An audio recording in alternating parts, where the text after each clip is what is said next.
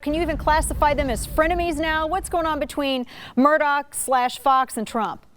Well, there's been bad blood apparently for some time.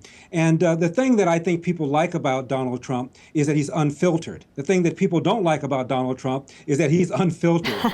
For me, for my part, Dana, my problem with him is not his bombast. I like it. I like the fact that he's highlighted what's going on the borders. And this recovery stinks. This is the worst economic recovery arguably we've ever had, certainly the worst one since the Great Depression. And Donald Trump, as a business person, is shining the light on how bad the economy is. These are the things I like. What I don't like is the undisciplined mind that he has. He's an economics major. So was Ronald Reagan. They were both used to be left wing. Ronald Reagan began to study. He read Russell Kirk's Conservative Mind. He began reading the National Review every single week. Remember, his first wife divorced him because he came home and he read all night. She said that was boring.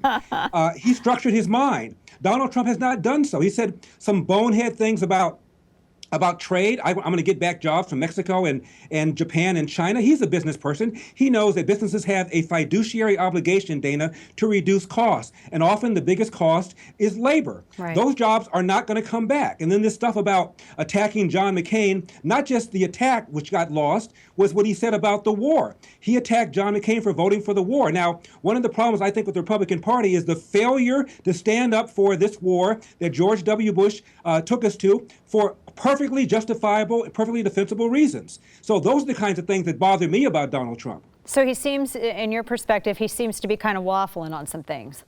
Right, and he also says he opposes Obamacare. On the other hand, he's in favor of universal health coverage. What does that even mean? And he says, I want to take care of people. The problem with government is government's taking care of everybody. People should take care of other people. What Donald Trump should be talking about is getting government off the backs of people, regulatory relief, lowering corporate taxes, so maybe that might have an incentive to keep the business here. But to tell people I'm going to get back all these jobs is nonsense. I used to live in Cleveland for 17 years, Dana. These jobs are not coming back. Wow.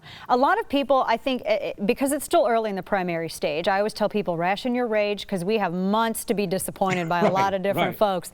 But it seems as though people are much more focused on what he's saying over what he's actually done. Can you imagine, Larry, do you think some of these other candidates are gonna stop saying things that are so focus group tested and emotionally connect like that, since that seems to be what's driving him in the polls? It's that celebrity politician.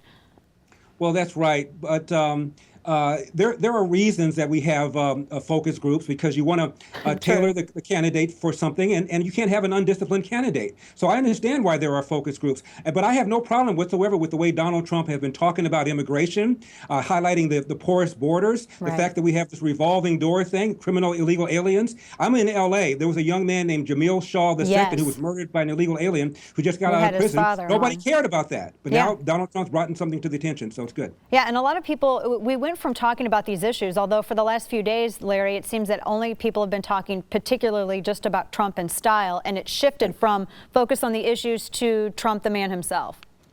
And we're not talking about Hillary's character, for crying out loud. This is a woman who was accused by Juanita Broaddrick, a woman who claims she was raped by Bill Clinton.